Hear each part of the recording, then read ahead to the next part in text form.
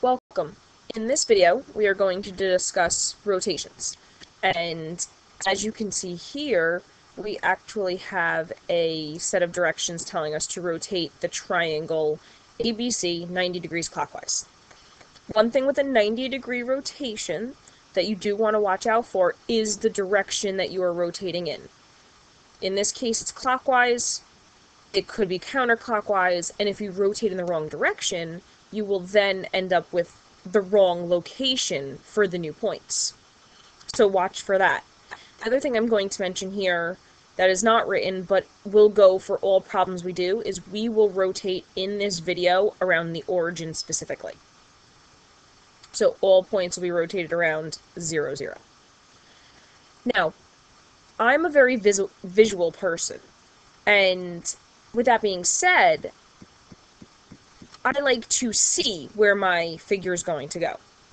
Now, the best way, if you are like me, to do a problem like this with a rotation is to spin your page. Now, on here, I do have a feature where I can rotate clockwise or counterclockwise just by moving this, and you'll look at that as you taking your actual page and physically rotating it as well, so that will work with a piece of paper also. There are patterns that come into this, and with more practice of the different rotations and other transformations, you will find that there are patterns between the different coordinates and where they result. And so, as you see those, make note of them so that you can end up rotating quicker by knowing the patterns. But I do even find with my students that it's very easy to mix up what should be happening in a 90-degree rotation, whether it's clockwise or counterclockwise, or 180 degrees. So sometimes memorizing those patterns can tend to be, for some, more confusing. So I hope this is going to help you. What we're going to do is we're going to rotate our graph 90 degrees clockwise. So when we do that, we'll notice that the top of the page actually is pointing towards the right. And when we do that, what we're going to do, because we're rotating around the origin, is we'll focus in on where the points end up after rotating. So, well, let's look at point A, for example. From the origin, currently, point A is 1, 2, 3 to the right, and 1, 2, 3 down. Again, it's 1, 2, 3 to the right, 1, 2, 3 down. And that's with it spun. That's actually where it's going to go when the page is unrotated. So what you can do is, knowing that this is 3 to the right and 3 down, we can unrotate our page. Oops, a little too far. And we can place our point from the origin 3 to the right and 3 down. And we'll draw this point in here. And we'll label it A. Now, we'll do the same thing for point B. We rotate the page. Now we'll focus in on point B, and I'll do this separate for each point instead of trying to do the whole thing at once. And we'll notice that point B is 1, 2, 3, 4, 5, 6, 7 to the right, and 1, 2, 3, 4, 5, 6, 7, 8 down. So 7 right, 8 down. We'll unrotate. 7 right, 1, 2, 3, 4, 5, 6, 7, 8 down, 1, 2, 3, 4, 5, 6, 7, 8. And that is our location for B prime. Okay, one last point, so one last rotation of our graph here.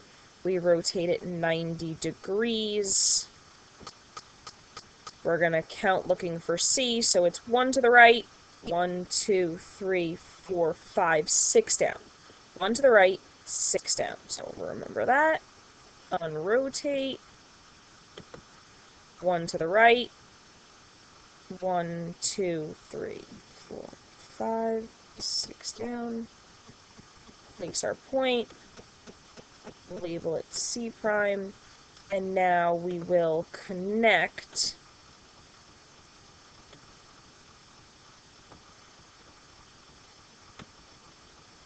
our points And in this case, we do see our figure rotated 90 degrees clockwise around the origin.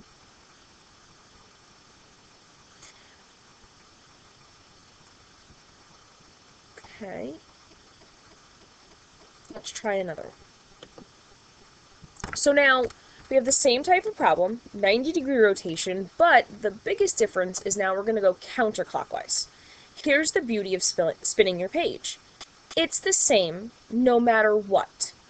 Meaning, we can use that same rotating and locating the points from the origin, whether it's a 90-degree rotation, whether it's 180 degrees, maybe it's 270, whatever your degree of rotation, you can use the same set of steps as we used in the last. All we have to be careful with is, are we spinning or rotating our page in the proper direction, especially when we're focusing in on 90 degrees. So now we're going to actually rotate counterclockwise. So the top of our page, as you can see, is pointing towards the left of the screen. We will again focus in, and I tend to go in alphabetical order, on each individual point. So 1, 2, 3 to the left, 1, 2, 3 up. So 3 left, 3 up. We'll unrotate. 3 left, 1, 2, 3, 3 up. We will place our point, label it A prime, and then rotate it again. Now we're going again, spinning it counterclockwise, being very careful to follow those directions. And in this case, we're going we're going to go to B now, so 1, 2, 3, 4, 5, 6, 7 to the left. 1, 2, 3, 4, 5, 6, 7, 8 up. 7 left, 8 up.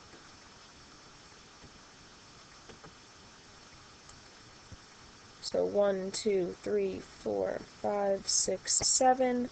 1, 2, 3, 4, 5, 6, 7, 8.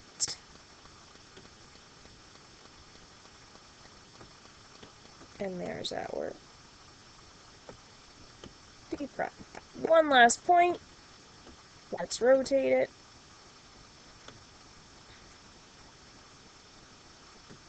And for C, 1 left, 1, 2, 3, 4, 5, 6 up.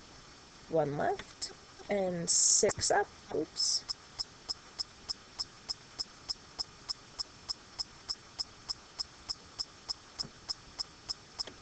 So 1 left, 1, 2, 3, 4, 5, 6 up from the origin. Let's label it C prime. Let's connect our points, and we notice that we have the exact same shape, just in a different location. So in the last one and in this one, just as a quick side note, notice we have congruent figures, because we've just spun the figure. That's all we've done. We haven't changed its size or its shape. So they are congruent figures, just in different locations. Now you can see that this rotated counterclockwise 90 degrees around the origin. Before we go on to our last problem, let's look, for example, at A and A prime, just to see what happened to the coordinates. A is at 1, 2, 3, 3. So A is at 3, 3. And A prime is at 1, 2, 3, so negative 3, 3. Now we're actually going to grab a different point to also compare, because there is something that happens, but it's not as obvious in this particular point. Let's look at C also. C is at, if I remember, 6. 1, 2, 3, 4, 5, 6. 1. And here we're at negative 1, 6. So actually, I kind of investigating these 2 points, there is a pattern that takes place, and you could even look at B to see this as well. But what happens is the X and Y coordinates switch positions. And that new x coordinate, so it went from 1 to -1, becomes its opposite. Same thing happened here, but like I said, it's not as obvious because we have 3 and 3. Technically, these two flip-flopped, the x and y, and then the new resulting x becomes its opposite. Again, with each transformation, there is another pattern. So there is a pattern that happens in all 90-degree clockwise rotations. There's a pattern like we see here in the counterclockwise of 90 degrees. There's also a pattern when we'll see in the next example when we go with 180 degrees. And similarly, there are various things that take place between the points, even in other transformations, such as reflections. So keep that in mind, and if you see those patterns, you're welcome to use them. But some people tend to make mistakes with them, and so this is another way, like I said, by spinning the page to verify that your figure is going to the right location. So, one last example. Now, since we've done 90-degree rotations, both directions, let's focus on 180 degrees. When we rotate our page, just as we did before, and we go 180 degrees, we go a full half turn, and now it ends up upside down. So when this graph ends up upside down, we'll look for A. It's 1, 2, 3 to the left, 3 down. So 3 to the left, 3 down. And we're going to do the same thing. Unrotate it, and 3 to the left, 3 down. Place your point, A prime. Same thing, 180 degrees. Point B. 1, 2, 3, 4, 5, 6, 7, 8 left. 1, 2, 3, 4, 5, 6, 7 down. So 8 left, 7 down.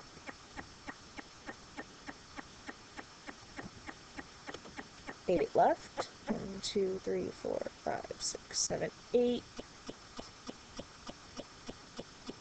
7 down. 1, 2, 3, 4, 5, 6, 7 down.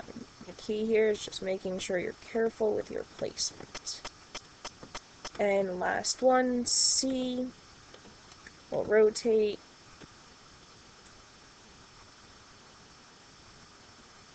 And in this case, it is 1, 2, 3, 4, 5, 6 left, and 1 down, so 6 left, and 1 down. 1, 2, 3, 4, 5, 6, the 1 down, and it is C prime. We will connect them, and again, we'll see that we do have the same shape, same size, just a different location in the coordinate plane. Now, in this case, if we investigate the points, let's pick the point C, for example. C is currently at 6, 1 here in the original, in the pre-image. And now in the image, it ends up at -6, -1. We'll also look at B. B is at 1, 2, 3, 4, 5, 6, 7, 8, 7. And it ends up at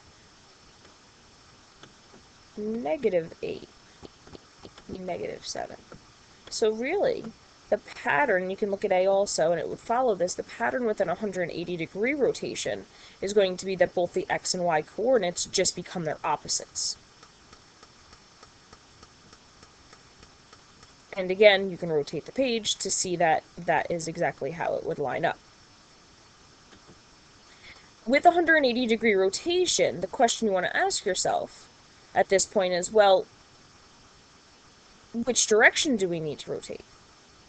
Well, if you think about it, if I rotate my page 180 degrees clockwise, counterclockwise, does it make a difference?